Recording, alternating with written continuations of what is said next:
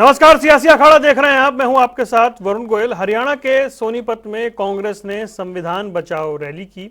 इस रैली में कांग्रेस के दिग्गज नेताओं ने जमकर केंद्र सरकार पर और प्रदेश सरकार पर सवाल उठाए।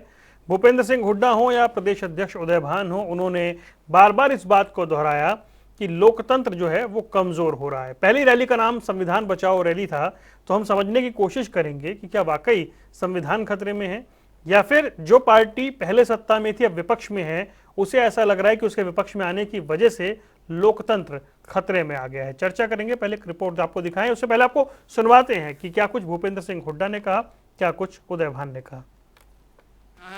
कि कुछ ताकतें इस संविधान को कमजोर करना चाहती।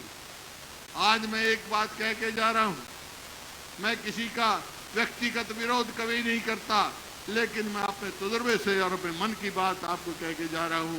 अगर हमारा संविधान नहीं रहा, संविधान कमजोर हो गया, तो देश भी नहीं रहेगा। ये जनसंघ ने किया था। आज ये लोग हमारे देश में प्रजातंत्र को खतरे में डाल रहे हैं। आज हमारी लोकतांत्रिक व्यवस्था खतरे में है।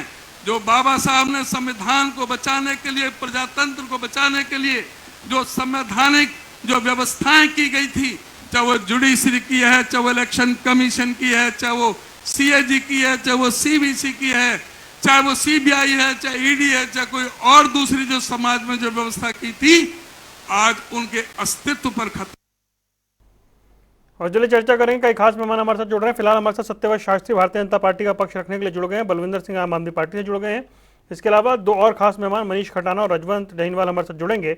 शास्त्री जी, शुरुआत में आपसे करना चाहूँगा। सबसे पहले ये जानना चाहता हूँ मैं, संविधान बचाओ रैली कांग्रेस पार्टी हरियाणा में कर रही है। भूपेंद्र सिंह हुड्डा कह रहे हैं कि संविधान अगर कमजोर होगा तो देश नहीं रहेगा। उदय भान भी ऐसी बात कर रहे हैं। मैं आपसे जानना चाह रहा हूं कि क्या संविधान वाकई खतरे में है?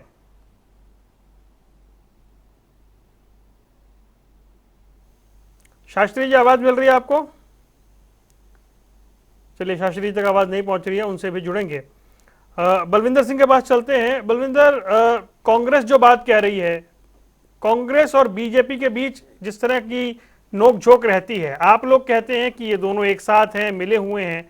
कांग्रेस जिस तरीके से अग्रेसिव हुई है, जिस तरीके से तीखा हमला सरकार पर बोल रही है, आप किस तरह देख रहे हैं इसे?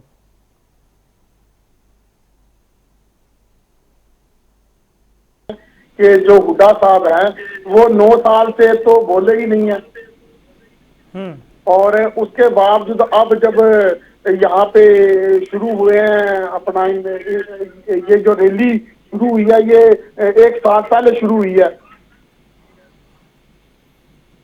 तो ये किस लिए, इसका मतलब क्या है? 9 साल क्यों नहीं बोले ये? तो आपको क्या लग रहा है कि अब क्यों बोल रहे हैं? चुनाव नजदीक है इसलिए? हाँ जी, हाँ जी, मैं ये कह रहा हूँ कि मैं हुड्डा साहब को बीजेपी का गुड्डा मानता हूँ, क्योंकि ये जैसे ही बीजेपी इनको बोलती है ऐसे ही ये करते हैं। शुरू में क्या हुआ कि इन्होंने क्या करा था, जब ये जो गुड़गांव में इन्होंने क्या किया था, गुड़गांव में जो इन्होंने किसानों की जमीन सस्ते रेट पे वाड्रा जी को दी थी और इन पे सीबीआई ईडी के केस चल रहे थे, उस डर के मारे 9 साल बोले ही नहीं। जब आम आदमी पार्टी बोलने लग गई और फिर इनकी चाबी भरी गई इनके जो आका ने कि अब आप भी बोलो, नहीं तो आम आदमी पार्टी का ग्राफ बढ़ता जा रहा है। रही दूसरी बात इनकी रैली की, और रैली ये कांग्रेस की रैली तो है ही नहीं, ये हुड्डा साहब की अपनी शक्ति प्रदर्शन है। अगर ये कांग्रेस की रैली है तो शैलजा जी कहाँ हैं, रणदीप सुरजेवाला जी कहाँ हैं, और जो इनकी अपना एक और बड़े बड़े नेता है वो कहाँ पे हैं? इन्होंने क्या कर रखा है, इन्होंने लोगों का बेवकूफ बना रखा है। दूसरी बात यह है, ये संविधान बचाने की बात करते हैं।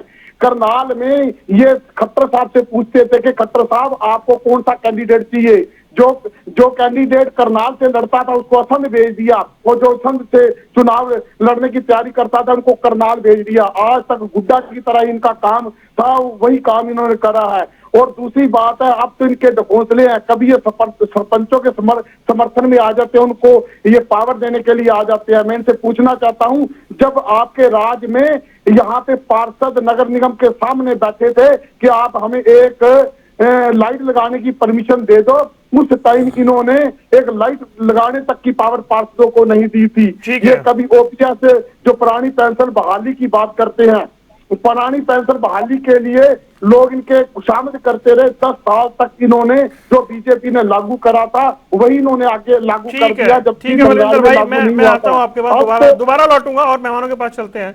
शास्त्री जी, आवाज मिल रही है आपको? हाँ, आ रही आवाज। जी शास्त्री जी, संविधान बचाओ रैली कांग्रेस कर रही है। भूपेंद्र सिंह हुड्डा ये कह रहे हैं कि भाई संविधान कमजोर होगा तो देश नहीं रहेगा, और उदय भान भी लगभग ऐसी बात कर रहे हैं कि प्रजातंत्र को आप लोगों ने कमजोर कर दिया है। देखिए वरुण गोयल जी, शायद कांग्रेस के नेताओं का स्मृति पटल पर या उनका स्मृति को समाप्त हो गया। इस देश के अंदर 26 जनवरी 1952 को गणतंत्र घोषित हुआ। देश के अंदर कानून व्यवस्था, भारतीय संविधान लागू हुआ, और यदि पहली बार देश के संविधान के साथ छेड़छाड़ की तो वो कांग्रेस का समय था। जब इस देश के अंदर लोकतंत्रात्मक चुनी हुई सरकारों को धत्ता बताकर देश के अंदर इमरजेंसी लागू कर दी, तो देश के कौन से कानून से इमरजेंसी लागू हुई आज तक उल्लेख नहीं कर पाए। और उसी कालखंड के अंदर देश के संविधान की मूल धारा के अंदर, मूल पृष्ठों के अंदर शब्दों का हेरफेर से इसके अंदर कुछ शब्द जोड़ दिए गए।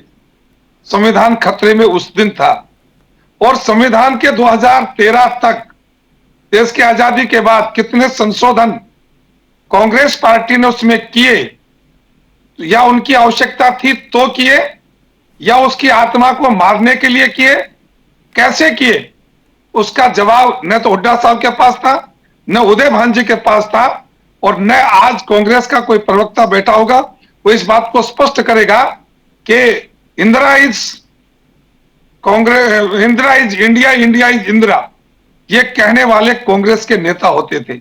जब देश के अंदर कहते थे इंदिरा जी ने बोल दिया, वो देश बोल रहा है, और जो देश बोलेगा तो इंदिरा जी बोलेंगे।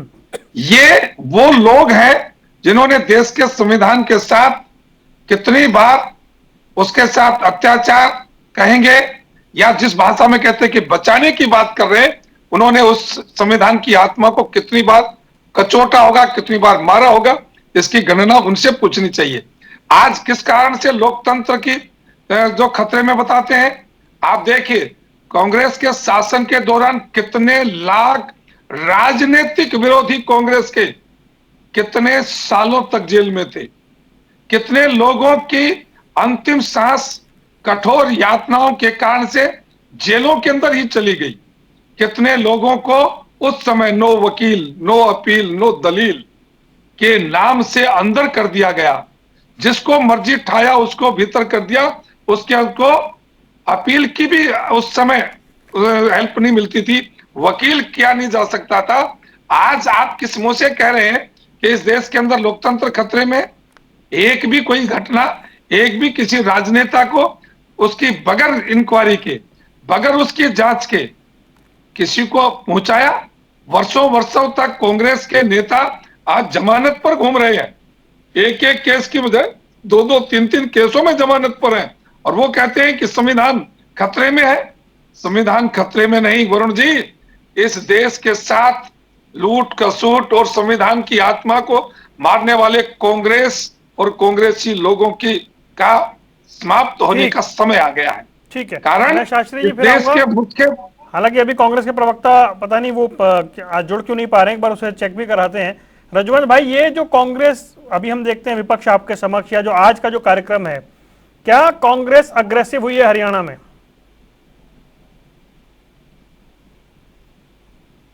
तो आज संविधान निर्माता का जन्म दिवस भी है, उनकी जयंती है, तो मैं डॉक्टर भीमराव अंबेडकर को नमन करते हुए अपनी बात को कहूंगा कि जो संविधान की जो बारे में बात जो चल रही थी, भारतीय जनता पार्टी केवल और केवल संविधान का नाम लेती है। ये हकीकत है कि इन्होंने लोकतंत्र का हनन किया है, और उस संविधान निर्माता के जयंती के अवसर पर और आज ये बातें जो चल रही है, ये हकीकत है कि आज ये कहते हैं कि संविधान बचाने की जो बात जो लोग कह रहे हैं, एक बार इनसे ये भी तो पूछे ना कि संविधान को बचाने वाले ये सारे कारनामे तो आपके हैं, और जिस भारतीय जनता पार्टी की जो बात चल रही है, एक बार वो भी तो देखें कि उन्होंने क्या किया है। वो बाबा साहब के नाम पर राजनीति करते हैं, वो संविधान को हर चीज में संविधान को तो आगे लेके आते हैं, लेकिन संविधान की कभी भी उन्होंने पालना नहीं की। अगर हमारे शास्त्री जी, अभी हो सकता है उन्होंने वैसे मुंह से गलत निकल गया, उनको यही नहीं ध्यान रहा कि संविधान को कब अंगीकृत किया गया था, कब लागू किया गया था। उन्होंने 1952 बता दिया था, तो शायद मैं ये नहीं कह सकता कि इनको पता नहीं है, लेकिन ये जानबूझकर भी अगर ऐसा करे तो इनमें कोई गलती इनकी नहीं मान सकते। क्यों? क्योंकि इनकी रोज की आदत बनी हुई है। अब आ जाते हैं कांग्रेस की बात पर हम। तो कांग्रेस जो जिस हिसाब से जो अग्रेसिव होने की जो बात कह रही है, ये कांग्रेस आज इसमें कांग्रेस नजर नहीं आई, इसमें चौधरी भूपेंद्र सिंह हुड्डा पूरी तरह से नजर आए। अगर कांग्रेस होती तो इसमें सारी कांग्रेस एकजुट होती, और कांग्रेस की जो फूट की जो बार बार हम बात करते हैं वो यहां पर भी नजर आई। अगर यहाँ पर आज इनके 30 विधायक हैं, अगर इनके 30 विधायक में अगर इनके 20 विधायक, अगर 22 विधायक पहुंच रहे हैं, तो वो जो 6 विधायक है, 7 विधायक, 8 विधायक है, वो बाकी कहां गए? तो ये एक अपने आप में कांग्रेस को जो कहते हैं कि हम देश को जोड़ेंगे, हम संविधान को जोड़ेंगे, भारत को जोड़ेंगे, ये जोड़ने वाले लोग नहीं, आपस में ही टूटा फूट हो रहे हैं। और एक जो चीज जो कांग्रेस और भारतीय जनता पार्टी की जो बार बार बात आ रही है कि लोकतंत्र का जितना हनन इस शासन में हुआ है, इससे बढ़कर इतना कहीं पर भी नहीं हुआ। आज इनको याद जरूर आ रही है कि हमने गलत किया, इंदिरा इज इंडिया या इंडिया इज इंदिरा जो बताने वाले जो लोग कह रहे हैं, आज इनसे भी तो पूछिए ये क्या कर रहे हैं। इनके भी तो ऊपर से एक बार फरमान आता है, और उस फरमान में अगर उन्होंने गलत फरमान कर दिया तो हमारे प्रवक्ता साथी उसी को बैठकर सही साबित कर देंगे। अगर उन्हें उसी फरमान को पलट दिया तो फिर उसके बारे में अपनी राय प्रकट करेंगे। इनका मतलब क्या है? इनके भी तो फरमान ऊपर से ही आते हैं। तो आज देश में जो तानाशाही रवैया चल रहा है उसमें भारतीय जनता पार्टी अछूती नहीं है। इसलिए किसी के ऊपर ये आरोप लगाना कि उन्होंने क्या किया और हम क्या कर रहे हैं, आज देश को ये कह रहे हैं कि देश खतरे में है। हकीकत तो ये है कि देश आज जब पूर्ण बहुमत की सरकार और बार बार ये राग अलापते हैं कि देश खतरे में है, आज धर्म खतरे में है, तो ये तो इनसे पूछे ना कि ये देश खतरे में। ठीक है रजवंत भाई, एक बार मनीष भाई का रिएक्शन ले लें। भाई चर्चा आज कांग्रेस पे ही हो रही है। मनीष भाई आवाज आ रही है? बिल्कुल आ रही है सर, आपको आ रही है मेरी? जी जी जी जी। भाई मनीष भाई, बीजेपी ये कह रही है आप कम से कम संविधान बचाओ या प्रजातंत्र खतरे में, उसकी बात ना करें। आपने अपने समय में क्या क्या किया है वो सबने देखा है। बाकी दो साथी कह रहे हैं ये कांग्रेस का कार्यक्रम ही नहीं था, ये सिर्फ और सिर्फ भूपेंद्र सिंह हुड्डा का कार्यक्रम था। देखिए, जो मेरे भाई जो प्रवक्ता हैं वरुण जी, और जो कह रहे हैं भूपेंद्र सिंह हुड्डा का कार्यक्रम था, जिसका भी कार्यक्रम था, आज पूरे देश को और प्रदेश को पता है कि हरियाणा में अगर कोई रैली कर सकता है, अगर किसी आदमी के साथ अगर जनता जनार्दन है, अगर किसी व्यक्ति के साथ अगर किसान वर्ग खड़ा है, किसी व्यक्ति के साथ अगर वहां का बेरोजगार युवा खड़ा है, महिलाएं खड़ी हैं, बच्चे खड़े हैं, बुजुर्ग खड़े हैं, तो वो सिर्फ भूपेंद्र सिंह हुड्डा के साथ खड़े हैं। तो इनको बार बार टारगेट करने के लिए भूपेंद्र सिंह हुड्डा का नाम लेना जरूरी है। और आज जो हरियाणा भूपेंद्र सिंह हुड्डा के साथ खड़ा है उसका कारण है, उसका कारण यह है कि जो 10 साल भूपेंद्र सिंह हुड्डा का जो राज था उसमें सभी कर्मचारी वर्ग, चाहे वो किसान वर्ग था, चाहे वो मध्यम व्यापारी वर्ग था, वो सभी खुशहाल थे। हरियाणा में भाईचारा का ताना बाना था। हरियाणा में जिस तरीके से हरियाणा प्रगति के पथ पर तरक्की कर रहा था, जिस तरीके से हरियाणा निरंतर आगे बढ़ रहा था, तो आज हर वर्ग हुड्डा साहब के राज को याद करता है। प्रति व्यक्ति आय और प्रति व्यक्ति निवेश में हुड्डा साहब के टाइम में हरियाणा नंबर 1 पे था, और आज इनके कार्यकाल में आप देखिए आज क्राइम में नंबर 1 है। तो इनको हुड्डा साहब का नाम लेना बहुत जरूरी है। अगर ये हुड्डा साहब पे कटाक्ष नहीं करेंगे, क्योंकि इनके पास राजनीति में आज कुछ बचा ही नहीं है।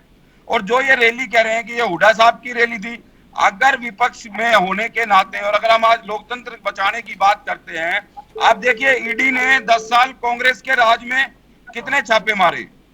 10 साल में कांग्रेस के राज में 112 छापे मारे। उसके बाद 9 साल के अंदर आज ईडी ने 3000 से ज्यादा छापे मार चुकी है। तो क्या कोई भी छापे क्या बीजेपी के नेताओं के ऊपर पड़े? आप बताइए। तो लोकतंत्र बचाने की जरूरत है। जहां पर राहुल गांधी को डिस्क्वालीफाई कर देते हैं और बिना आनन फानन के उनको घर का नोटिस थमा देते हैं, और ऐसे बहुत से नेता है जो आज तक सरकारी आवास में रह रहे हैं।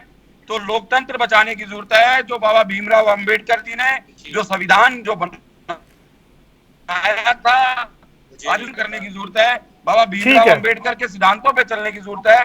जो इस बात को मानने को ये दूसरी पार्टियां तैयार नहीं है। और भूपेंद्र सिंह हुड्डा से डरने के लिए ये इसलिए डरते हैं कि 2024 में ये सबको दिखाई दे रहा है कि हुड्डा साहब कांग्रेस की सरकार हरियाणा में पूर्ण बहुमत के साथ हरियाणा में वापसी कर रही है। ठीक है शास्त्री जी, भाई आपने सुन लिया, लोकतंत्र बचाने की जरूरत है और भूपेंद्र सिंह हुड्डा से आप लोग डरते हैं। देखिए वरुण जी, मनीष जी का स्वागत करता हूं और बाबा साहब के प्रति अपनी श्रद्धांजलि व्यक्त करता हुआ दो बात पूछना चाहता हूं। आज आपने अपनी रैली इसीलिए की कि आज डॉक्टर साहब की डॉक्टर भीमराव अंबेडकर की जयंती है और उनको कैश कराने के लिए संविधान बचाओ रैली का आयोजन किया। इस देश के अंदर मनीष जी आपकी याद हो, आपको कुछ कांग्रेस का इतिहास हो, तो देश के पहले चुनाव में डॉक्टर भीमराव अंबेडकर एक ऐसे उम्मीदवार थे जिनके खिलाफ कांग्रेस ने उम्मीदवार खड़ा किया था और इसलिए किया था कि वो लोकसभा में ना पहुंचे और वो भारत की लोकसभा के सदस्य नहीं बन पाए। उसका कारण कांग्रेस थी। आज तक आप लोगों ने इसको छुपा के रखा।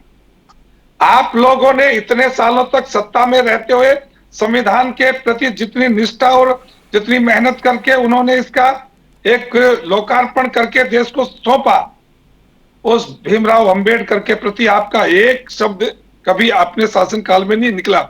एक उनको सम्मान देने की बात नहीं आई। और यही हाल मैं रजवन जी से पूछूं, आपका स्तर तो कुछ नहीं है पार्टी का, लेकिन जितने समय भी आपने देश हरियाणा के राज्य में शासन किया, डॉक्टर भीमराव अंबेडकर के बारे में आपने क्या करा जरा बताएं। मैं आता हूं भारतीय जनता पार्टी के शासनकाल में डॉक्टर भीमराव अंबेडकर के प्रति हमारी श्रद्धांजलि किस किस रूप में हुई। रजवन जी, देश का ऐसा वो कोई स्थान नहीं है जहां डॉक्टर साहब के स्मृति में कोई स्थान था और वह करोड़ों करोड़ों रुपए लगाकर उसको एक भव्य दिव्य स्वरूप ने दिया हो। और भारत ने नहीं, भारत की सीमाओं से बाहर जाकर भी, इंग्लैंड की धरती पर भी जाकर उस स्थान को अधिग्रहण करने का काम किया जिसमें डॉक्टर साहब की स्मृति अंकित थी। डॉक्टर साहब के प्रति हमारा जितना त्याग समर्पण और उनको भारत रत्न देकर जो सम्मान दिया, न कांग्रेस दे पाई और न विपक्ष की कोई पार्टी इतनी बड़ी सोच लेकर आई। आप केवल और केवल वोट के लिए राजनीति करते हैं। भारतीय जनता पार्टी अपने देश के लिए काम करने वाले लोगों को समर्पित करती है। पार्टी कहीं भी हो, कुछ भी किया हो, लेकिन इस देश संस्कृति सभ्यता के लिए काम करने वाले प्रत्येक व्यक्ति के प्रति अपनी श्रद्धा भाव के साथ उसको सम्मान देने का काम करती है। मैं पूछना चाहता हूं कि मनीष जी, ईडी ने 112 छापे किस लिए मारे और आज 3000 तक क्यों पहुंच गई? कांग्रेस के समय उन लोगों के घरों में छापे नहीं लगते जो चोर होते हैं, क्योंकि चोर तो आपके थे और आज चोरी आपके किए हुए लोगों की पकड़ रही है, इसलिए आपके छापे चोरी के यहाँ लगते हैं, साहूकारों के यहाँ नहीं लगते। और यदि एक भी केस ऐसा निकले कि वहां उस छापे में कुछ पकड़ा ना गया हो, कोर्ट ने उसके ऊपर आपत्ति दर्ज की हो और कोर्ट ने कहा कि ईडी ने ये गलत किया है, उसके जिम्मेवार भारतीय जनता पार्टी के व्यक्ति प्रधानमंत्री नरेंद्र मोदी ने कहा कि इस देश के अंदर वो व्यवस्था ईडी करे जो संविधान के कहता है, जो कानून कहता है। नरेंद्र मोदी क्या कहता है या और कोई नेता कहता है, वो नहीं करती।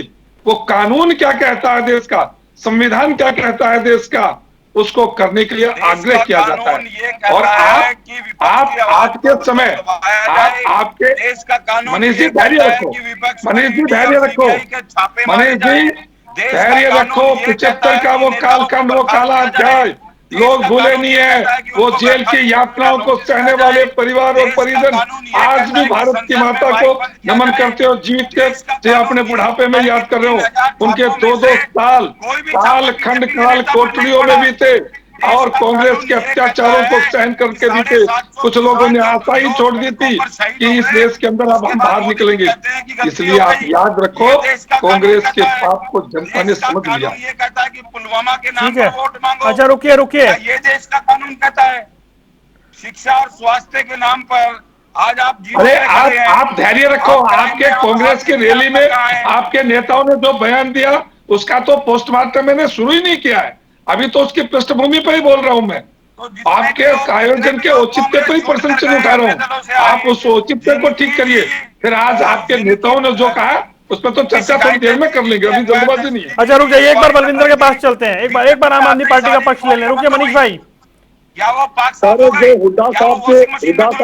जो हुड्डा साहब के प्रवक्ता ने ये बोला है कि हुड्डा साहब लोकप्रिय नेता हैं, उनमें दम है रैली करने का, बहुत सी बातें उनके हक में इन्होंने कसीदे पढ़े।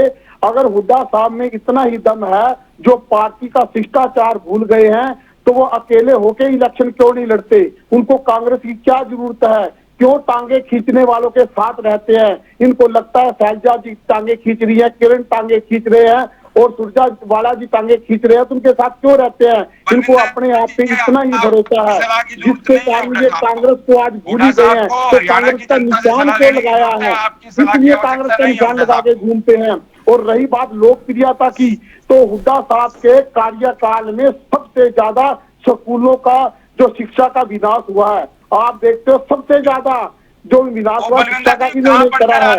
आज भी तक ये कहते थे कि बच्चे से खेल नहीं करना चाहिए, तो इन्होंने क्या करा? वहाँ पे नौवीं में जो बच्चे आते थे नौवीं क्लास में, उनको आधा और ABCD भी नहीं आती थी। इनको पता है कि बच्चों को शिक्षित हो गए तो ये क्वेश्चन करने लग जाएंगे। लोग जनता को ये अनपढ़ रखना चाहते हैं। हुड्डा साहब का कार्यकाल देखा है, इन्होंने एक एरिया विशेष में काम किया था, एरिया विशेष में, और इसी एरिया विशेष में इनको हरा दिया था। सारे हरियाणा का तो काम करते तो ये शायद तीसरी बार भी आ जाते, और विपक्ष में रह के ये 8-9 साल तक बोले ही नहीं, आज ये बोलने लगे हैं। इसीलिए तो मैं कहता हूँ कि ये बीजेपी का गुड्डा है। और ये जो है इनके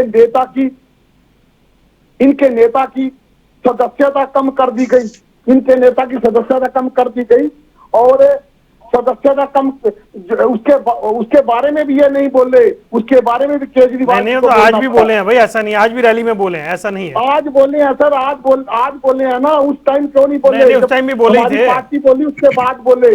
ये बीजेपी की भाषा बोलते हैं और ये सारे अपने रास्ते खुले रखते हैं। भी ज्यादा ज्ञान नहीं है, ये इनको हरियाणा के बारे में पता ही नहीं है कि हुड्डा साहब के कार्यकाल में हरियाणा शिक्षा का हब बना था, हरियाणा स्वास्थ्य का हब बना था, हरियाणा में रैपिड मेट्रो देश में पहली बार हरियाणा में आई है पूरे देश के अंदर। हरियाणा 4 शहरों से मेट्रो जुड़ा था, हरियाणा में एम्स आया था, हरियाणा में IIT आई थी। ये कह रहे हैं जी शिक्षा के बारे में ठीक है। रजवंत भाई, मुझे ये बताइए, जो मनीष खटाना पहले कह रहे थे भूपेंद्र सिंह हुड्डा के नाम से डरते हैं आप लोग? हाँ जी, हेलो। ऐसा कुछ नहीं है कि ऐसा कुछ भी नहीं है।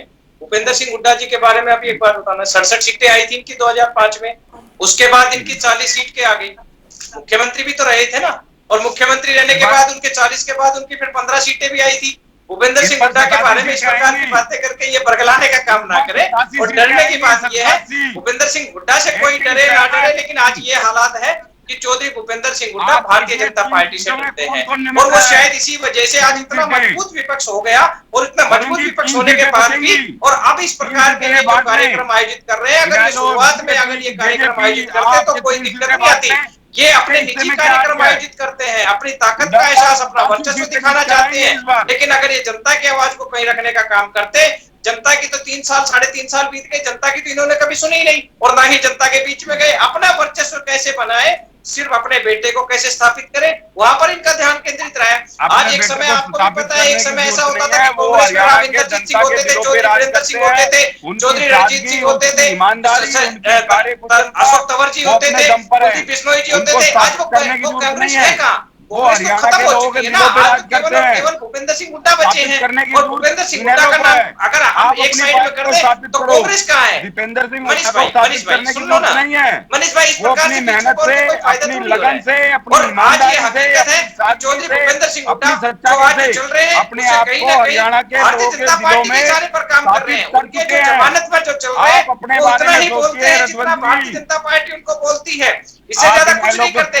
अपना वर्चस्व केवल और केवल एक दूसरे को नीचा दिखाने का काम कर रहे हैं। आज अगर इनके पार्टी का कार्यक्रम होता, एक मिनट मनीष भाई, अगर ये आपकी पार्टी का कार्यक्रम होता तो सुरजेवाला जी भी होते ना यहाँ पर, अगर पार्टी के कार्यक्रम में शैलजा जी भी होती ना, किरण चौधरी जी भी होती, ये क्यों नहीं है? इसीलिए तो बार बार ये कहते हैं कि आपकी पार्टी में फूट है, और आपकी पार्टी का नुकसान है, वो हरियाणा की जनता को भुगतना पड़ रहा है। कारण उसका कारण ये है कि भारतीय जनता पार्टी तानाशाही रवैया अपनाती है, उसको कोई कहने वाला नहीं हो रहा। और आज भारतीय जनता पार्टी इसी वजह से जो भी एक बार उन्होंने फैसला कर दिया, किसान परेशान है, किसकी वजह से? भारतीय जनता पार्टी की वजह से। अच्छा रुकिए भाई, दोनों रुक जाइए। विपक्ष की भूमिका कोई निभाने वाला नहीं आ रहा आपके पास।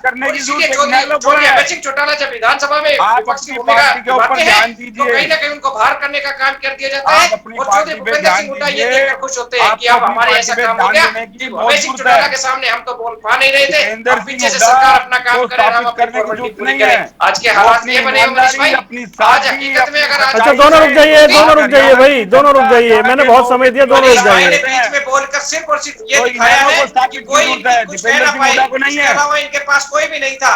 ये कितने ही बढ़िया प्रोग्राम करे, आपने कांग्रेस के एक बार भी नाम नहीं लिया, आपने 50 बार चौधरी भूपेंद्र सिंह हुड्डा का नाम लिया है। आज कांग्रेस तो आप खुद खत्म करे बैठे हैं। दिक्कत है नहीं, आप कांग्रेस को खुद खत्म करे बैठे हैं। आप पार्टी के व्यक्ति विशेष का नाम लेकर पार्टी को आगे बढ़ाने का प्रयास कर रहे हैं। आज विपक्ष में कांग्रेस है, चौधरी भूपेंद्र सिंह हुड्डा नहीं, चौधरी भूपेंद्र सिंह हुड्डा। बात यही है, आप संगठन की बात करते हैं, इसी वजह से शायद आपका संगठन नहीं बना, इसी वजह से अशोक तंवर को बाहर जाना पड़ा, इसी वजह से ही संजय जी को आपने संगठन नहीं बनाने दिया, इसी प्रकार से चौधरी वीरेंद्र सिंह को बाहर जाना पड़ा। ये इनकी काट जो दूसरी अच्छा दोनों रुक जाइए सर, दूसरे भी हैं, दूसरे में रुक जाइए। और अगर भाई रुकिए, मजबूत कैसे होगी? शास्त्री जी आप देख रहे हैं, मतलब मैं पहले पूछ रहा था, कांग्रेस अग्रेसिव हो गई है क्या हरियाणा में? देखिए वरुण जी, कांग्रेस का अग्रेसिव आज ही से नहीं, कभी से ही है, लेकिन उसका अपने सामर्थ्य के अनुसार वो समय समय पर ऊपर नीचे होती रहती है।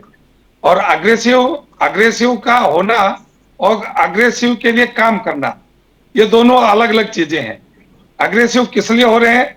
वो इसलिए कि कांग्रेस दूसरे व्यक्ति की तरफ देखे ना, इसलिए मैं एक कार्यक्रम कर रहा हूं। और मैं रजन जी की आधी बात से तो सहमत हूं कि कांग्रेस का नहीं, हुड्डा जी का प्रदर्शन था। कांग्रेस का प्रदर्शन होता तो उसमें चेहरे कुछ और भी शामिल हो सकते थे, किए भी जा सकते थे, करने भी चाहिए और होने भी चाहिए थे। लेकिन रजन जी मेरे लिए एक बात कह रहे थे कि ऊपर से एक फरमान आता है और उसको आप पढ़ देते हो। रजन जी, पार्टी का अनुशासित कार्यकर्ता होने के नाते उसका पालन मुझे करना जरूरी होता है, लेकिन न तो आलाकमान इस प्रकार का आदेश जारी करता और न इतने हम इस स्तर के कि आंख बीच कर किसी विषय को आपको प्रश्न का उत्तर देने के लिए या अपनी तालियां पीटने के लिए किसी बात को किसी तरह भी कह दें। लेकिन मैं आपको जरूर साझा करूंगा इस बात के लिए कि कांग्रेस के साथ बढ़ती गलबैयों के कारण से आपको ना पछताना पड़ जाए। इसलिए जरा ध्यान से अपने वक्तव्यों को रखें। आपकी अपनी स्थिति, आपकी अपनी स्थिति आज से आपको न हो जाए, क्योंकि राजनीति। मैं आज परिवर्तन यात्रा से आया हूँ, मैंने खुद देखा है माहौल। अब झज्जर, जहां पर ये कहते थे कि झज्जर और रोहतक जो चौधरी भूपेंद्र सिंह हुड्डा का गढ़ बताया जा रहा था, वो गढ़ तो टूटा पड़ा है। मैं तो खुद अभी यात्रा से आकर अभी आपके सामने डिबेट कर रहा हूँ। इस यात्रा में हालात देखिए, जिस प्रकार से गांव में सक्रियता पर कोई पसंद, मैं आपकी सक्रियता पर और आपकी पार्टी के प्रति आपके समर्थन पर कुछ नहीं कह रहा। मैं तो केवल इतना कह रहा हूँ कि बढ़ती गलबैयों के बीच कांग्रेस से आपका सामंजस्य बने। लेकिन फिर भी मैं अपने विषय पर आता हूँ कि वरुण जी, कांग्रेस का जो अग्रेसिव होना है वो केवल और केवल अपनी सत्ता केंद्रित वस्तुओं को खड़ा करना है। लेकिन इस प्रकार के लचल और जो लचीले काम है, जो उनकी प्रकृति के खिलाफ बात है, जैसे संविधान बचाओ, इन्होंने संविधान बचाओ कांग्रेस के नाते यदि रैली की तो इनको पहले इस बात का हल करना चाहिए था कि संविधान की पहली हत्या इंदिरा जी के आधार पर, इंदिरा जी के कहने से हुई। संविधान की पहली हत्या उसके शब्दों का धर्म निरपेक्ष शब्द जोड़कर उसके दूसरी बार इंदिरा जी ने हत्या की थी। आप केवल अपनी चोरी को बचाने के लिए हम पर ईडी कार्रवाई करे ना, हमारी चोरी चलिए सर, समय मेरे पास इतना ही है। मैं माफी चाहता हूँ आप चारों मेहमानों का जुड़ने के लिए बहुत बहुत शुक्रिया। सियासी अखाड़ा देख रहे थे आप, बात हो रही थी कांग्रेस की रैली की, कांग्रेस के आरोपों की, और बीजेपी उस पर किस तरह से पलटवार कर रही है। यहाँ रुक रहे कुछ देर के लिए, खबरों का सिलसिला लगातार जारी है।